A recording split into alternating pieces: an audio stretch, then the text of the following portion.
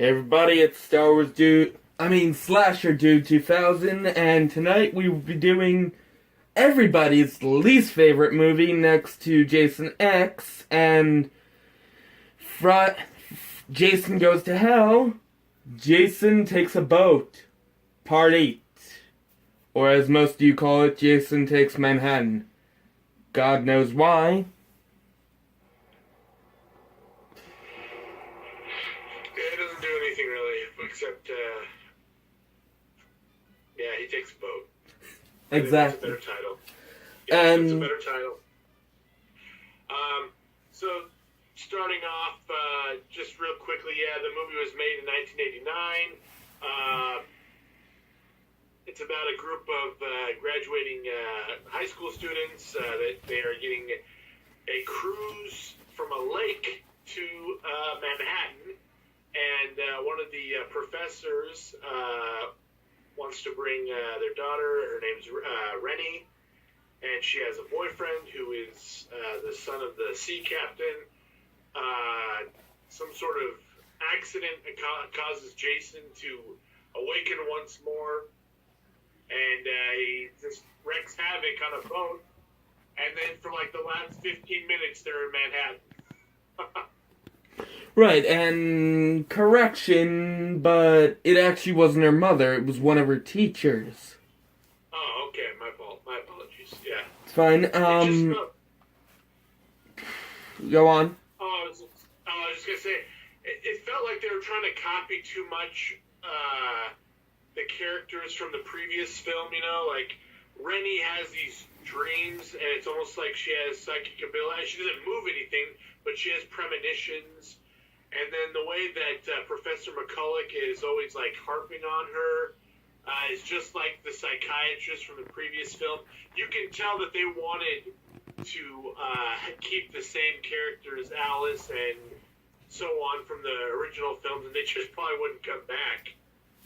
Right, because it was such a terrible movie, but not as bad as this one, which I'm gonna get down to the facts now.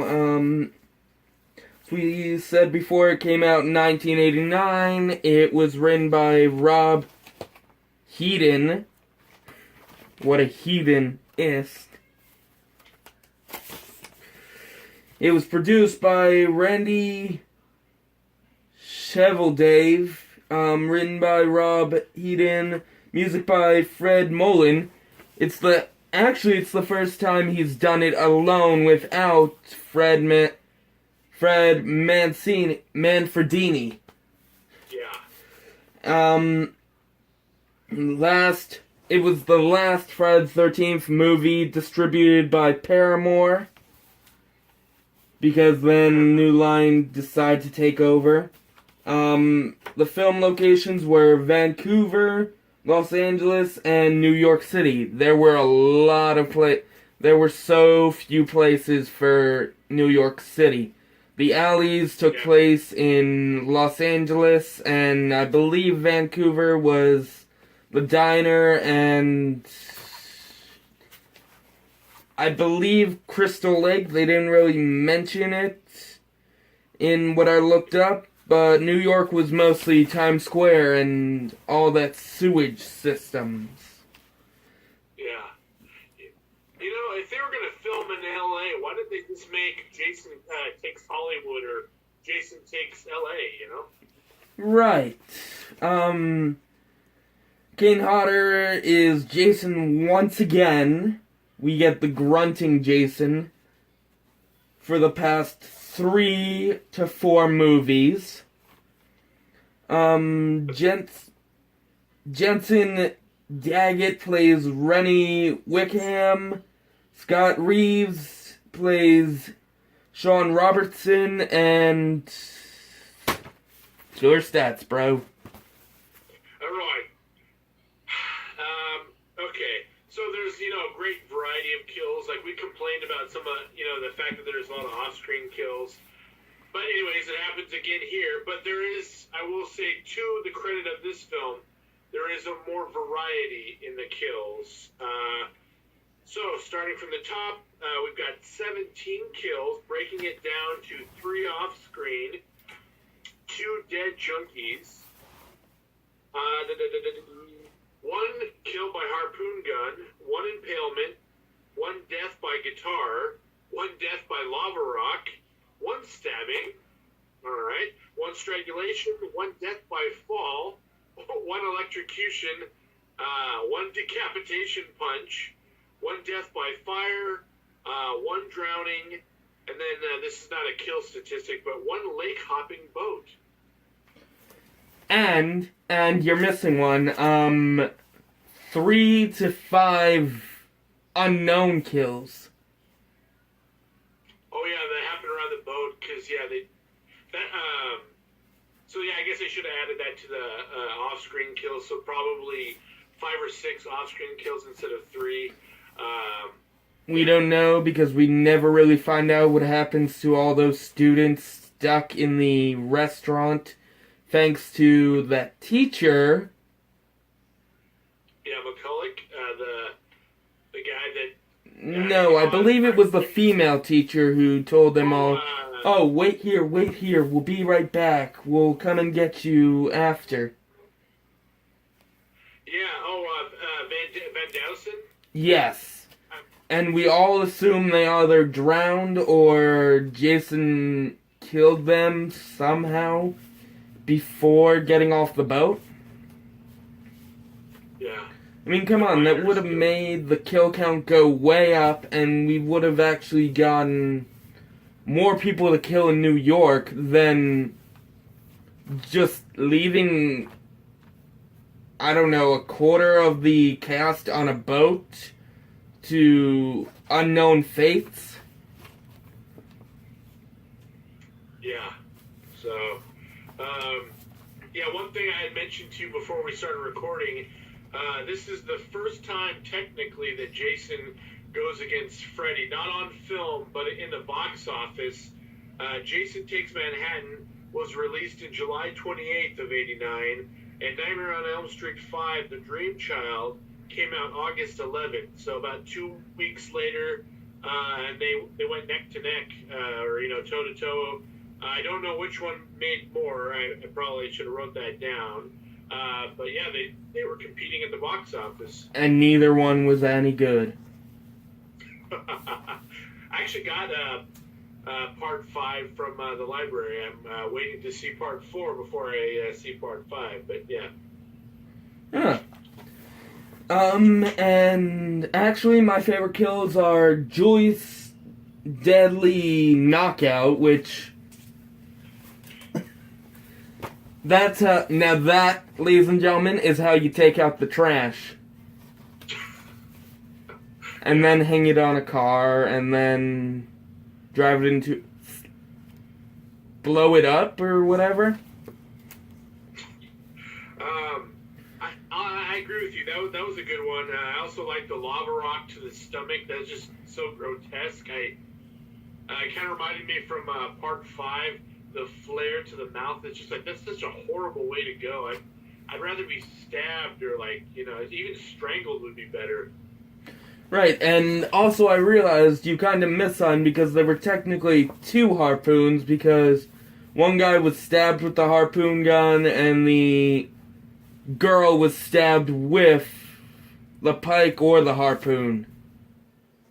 Yeah, I think that's what I counted the stabbing as, was because there was that couple in the beginning. The guy gets shot with the harpoon gun, and then he uses the pike or whatever to. Oh no, that's the impalement. Yeah, he uses that. He runs that through her to impale her. But then again, there's also a second impalement. Who?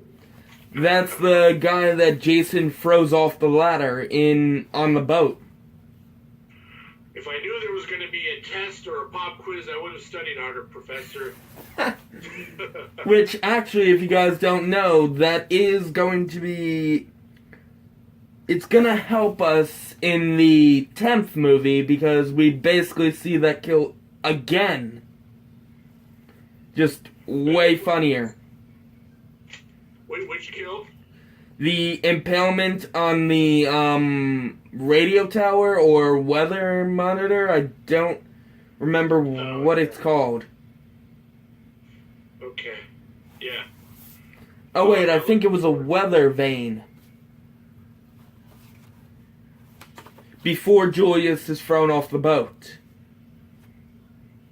Oh, okay. All right. Yeah. Okay, and least favorite kill? Ava's death. I mean, it's a strangling. Didn't really... For me, it was... Oh, sorry. Just really quickly, for me, it was the one that he like tosses somebody off the boat. You know, there's like. That was Julius. No, but Julius died from the decapitation punch. Yeah, but he was thrown off the boat. But That's why he had... Somebody, I think, there was somebody before or after Julius, and he throws him off the person off the boat, and then it kills him. Nope, I think you're getting kills mixed up, because that... Darn it, Alzheimer's! Jason throws the guy off the ladder onto the weather vane, and then he throws Julius off the boat, and we see Julius again climbing out of the water onto the lifeboat. Yeah. No, I got the Julius part. I think the part I forgot was the weather vane thing. I think that's the part I'm forgetting about. Anyways, my apologies. We're going to move forward. Obviously, I did not want to remember. There's only really one part of this movie that I like, and that's when Jason kicks the boombox, on the street corner, and then stops and lifts his mask. It's funny. It's kind of out of character. And it's really the only memorable part of the movie that I always remember. Everything else, I just Right. felt me kind of bland. And actually, back to Eve's death, I felt it was missing a bit of creativity. I just kept on waiting for Jason to jam her head into the mirror ball above her. Just strangle and lift. That would have been a lot more of a spectacle for sure, yeah. Right, I mean, we've seen so many stranglings. Use your environment, Kane Hodder. Use the environment. That's what game teaches us. Exactly. Environment kills are great in the games, but sadly, Kane Hodder came before the game. Yeah. And funniest... You guys know how I usually do a funniest or a grossest kill as the third favorite kill? Well, tonight we're adding them together for a funniest and grossest kill. Mr. Kulik gets drowned in a barrel of waste, so the piece of shit gets drowned with the rest of the shit. Yeah. It was actually pretty gross. Very gross. Yeah, actually, I gotta take that back. I'll take the lava rock over that. Right, I mean... I'll take the lava rock. You're being drowned in someone's shit. Yeah, no, I'll take the lava rock. I mean, yeah, we got that before then with one of the sleepaway camps, but this was worse because you just see this big vat of shit. Yeah. Of gray water, yeah. Or brown water, whatever you want to call it. But before I throw up, let's get to the facts.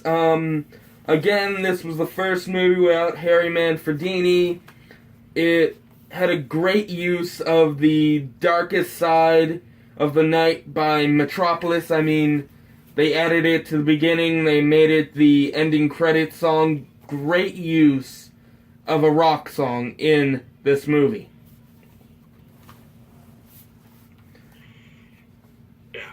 And most of the movie, again, takes place on a boat because of how expensive it supposedly was to make a film in New York City. Yeah. And again, Jason takes a boat. So, I know we keep on mentioning this, but seriously, you name it, Jason takes Manhattan, but we don't even see Manhattan. All we see is Times Square. We see a diner that supposedly takes place in Vancouver, but where is Manhattan? Nowhere in that movie was Manhattan. I've seen Manhattan, and nowhere in that was the streets of Manhattan. Yeah, no, yeah, false advertising. I mean, at least call it Jason takes 45 minutes to get to Times Square. I mean, For sure, yeah. You know what they should have done is just waited for the sequel to Speed, it was like Speed 2 Cruise Control, and just throw Jason in that movie, because that's based, you know, that way at least it's a little bit more entertaining. You know, there's also a bomb on the boat too, but this is just, they're on a boat, and Jason just kills people around on the boat, and then we're constantly told he's going to take Manhattan, and then he doesn't do anything with Manhattan. I mean, and honestly, the kills were the best part of this movie. The story was terrible. We don't even get a realistic young Jason. I forget the name of the actor, but he looks just too human to be Jason. I mean, what the hell? Jason was a deformed kid. We know this from the first few movies. Where is the deformities? All we see is like, I guess you could say he looks like that little kid from The Shining. Well, you brought this up, I believe, at the beginning of the video, is that ending just creates a lot of continuity problems, because the next film is Jason Goes to Hell, and he's back at Crystal Lake, you know, full body. It's like, so what happened? Did he just, like, teleport back? Did he, like, regrow his body? Like, I mean, there is an assumption that the toxic waste washed him back to Crystal Lake, and the boy we see on the sewer concrete is just a hallucination once again. Which, for years, I just thought, really? Toxic waste can make you de-age or regress in age?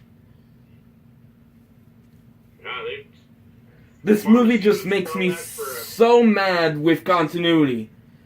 I mean, again, you all know that I'm a filmmaker. I'm making my own horror film as we speak, and this just pisses me off so much since my teachers drilled so much continuity into my head.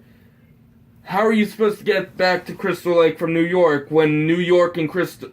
I mean, yes, Crystal Lake's supposed to still be in New Jersey since that's where the movie first started, but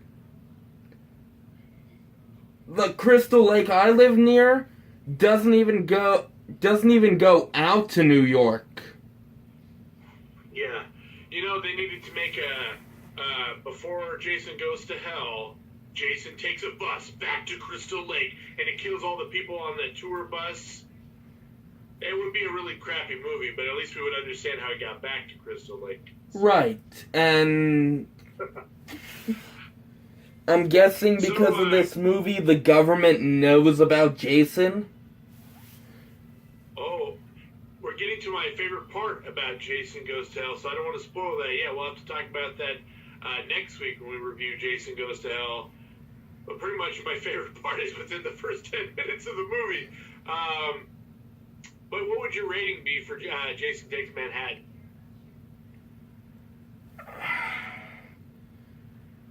I like the kills, but I hate the whole Jason takes a boat bullshit and all the crappy continuity and stories, so I'm sorry guys, but I give it a 4.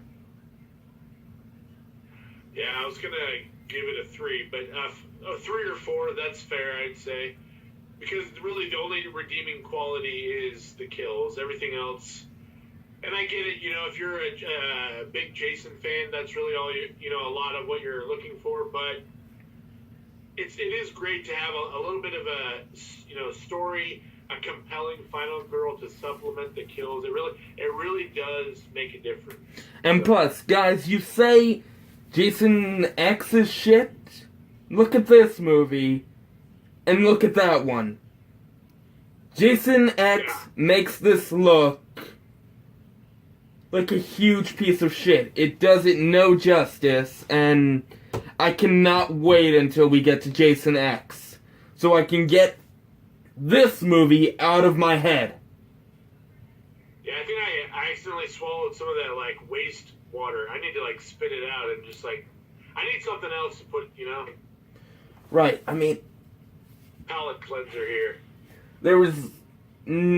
this movie is not gonna end well because I hate this movie. I hate it. It's not as bad as it's worse than everyone thinks. Yes. I seriously do not recommend watching this movie. Honestly, the first time I ever saw it, I fell asleep. Oh. I mean, then I finally watched it, I think last year or 2 years ago, and I still hate it. Even on a binge watch of most of the Friday the 13th movies, I honestly like Jason Goes to Hell better than this one. Oh, wow. Okay. Wow. All right. Well, yeah, you got it. Oh, sorry, my leg is falling asleep. It's From fine. this film, it's falling asleep. So.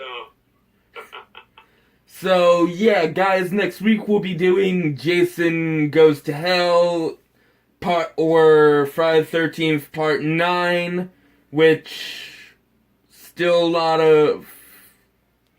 It's an okay movie, but you'll find out our true feelings next week. Don't forget to like, subscribe, comment, maybe comment the next series you guys want us to do, and...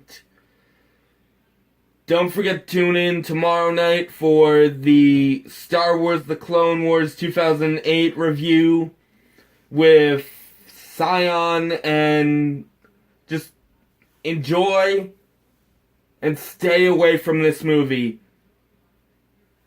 Yes.